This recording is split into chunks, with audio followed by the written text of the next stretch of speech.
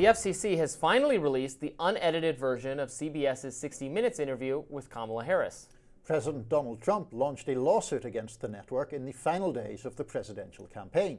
He argued that CBS's editing of a Harris response had given her an unfair advantage. The issue started when two different portions of Harris's answer to a question about Israel were aired on 60 Minutes and Face the Nation. Face the Nation aired a longer answer, which Trump criticized, than 60 Minutes did. So we'll let you see for yourself. First, here's the edited version. But it seems that Prime Minister Netanyahu is not listening. We are not going to stop pursuing what is necessary for the United States to be clear about where we stand on the need for this war to end. And here's the unedited version. But it seems that Prime Minister Netanyahu is not listening. The Wall Street Journal said that that your administration has repeatedly been blindsided by Netanyahu. And in fact, he has rebuffed just about all of your administration's entreaties. Well, Bill, the work that we have done has resulted in a number of movements in that region by Israel that were very much prompted by or a result of many things, including our advocacy for what needs to happen in the region. And we're not going to stop doing that. We're not going to stop pursuing what is necessary for the United States to be clear about where we stand on the need for this war to end. Trump responded to the release, writing in part, CBS and 60 Minutes defrauded the public by doing something which has never to this extent been seen before. CBS should lose its license and the cheaters at 60 Minutes should all be thrown out and this disreputable news show should be immediately terminated. Here's Trump critiquing Harris's answer during the campaign trail. 60 Minutes, she interviews, she was so bad. She gave an answer. This never happened to me. Why does it happen? She gave an answer that was so bad that they changed it. They took it out. So there it is, the edited and unedited version. So for my money, I do think they should not have edited it that way and showed that answer. Really? I don't think either answer is particularly good. It's a lot of word salad, not saying anything substantive, not addressing the question in a satisfying way at all. I do think she looked a little bit more decisive in the edited version, and that ends up, if you watch the whole thing, she looks like she's having a harder time trying to come up with a response to the question. So do I think the editing was good? No. Do I think it's something you can sue over? They can make that choice. I think it's fair to needle them and say, yeah, I think I wouldn't say wholly misrepresented. I think you made it look a little bit more favorable to her than it was before, the awkward pauses, etc.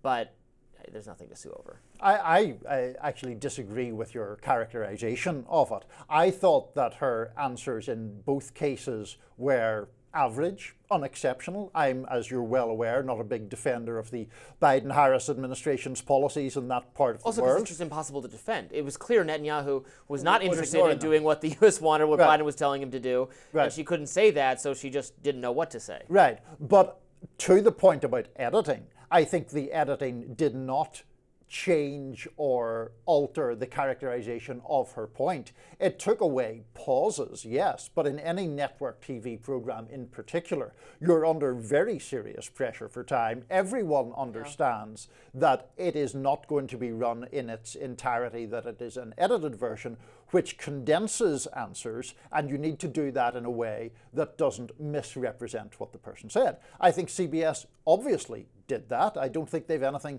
to apologize for. I also think, related to this, that Trump was making the kind of ludicrously exaggerated claims he was making to simply create the impression of unfairness, working the refs, as they would say in football, that it is an attempt to just paint the media as biased against him with no real substance, but he knows that his supporters are ever eager to lap that stuff up, and so it was another attempt to do it.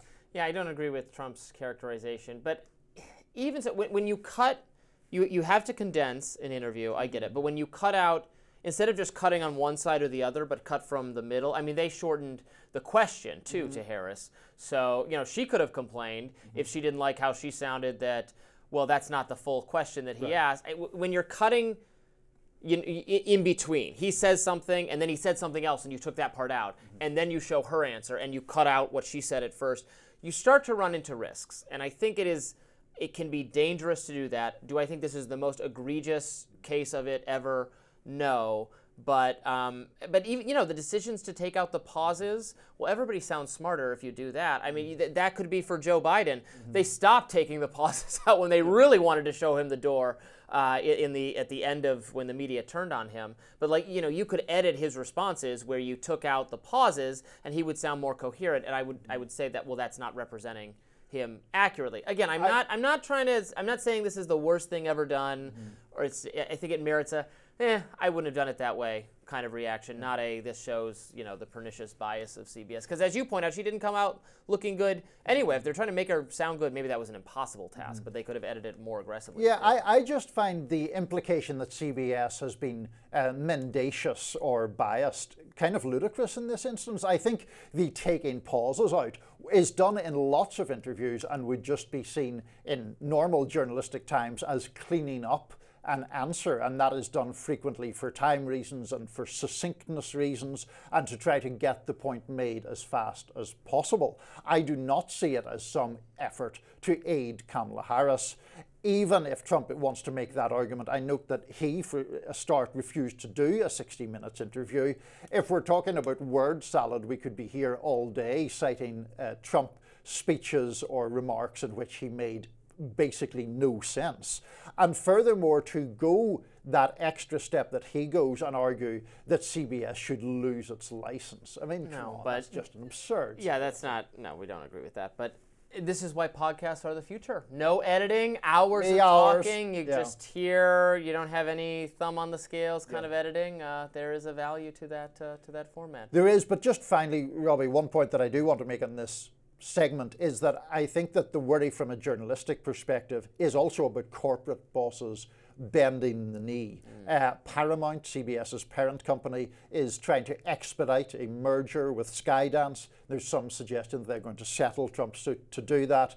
We've already seen the Washington Post back out of the endorsement at Jeff Bezos's behest. We have seen ABC settle a defamation suit that they probably could have survived or at least had a much lower award in. Facebook's a different thing, but at abandoning fact-checking. I think there's generally that fear that corporations are wanting to cozy up to this president to the detriment of legitimate journalism. Well, if all it is releasing the unedited transcript or the unedited interview, I think that's okay. I don't think suing media outlets is generally the right way to go, even when the coverage, I agree, is unfair or biased. Private individuals, private companies have the right to characterize things in ways that I think are false, unless it really does cross the line into libel or slander, as you can argue it did in the George Stephanopoulos case, or they argued it did, and that's why they chose to settle. But we shall see. Next up, Joe Rogan is fighting back at Kamala Harris, a book about Kamala Harris, a book about the campaign, claiming that it was on him that the interview didn't take place. He's saying that is not fair at all. Stay tuned.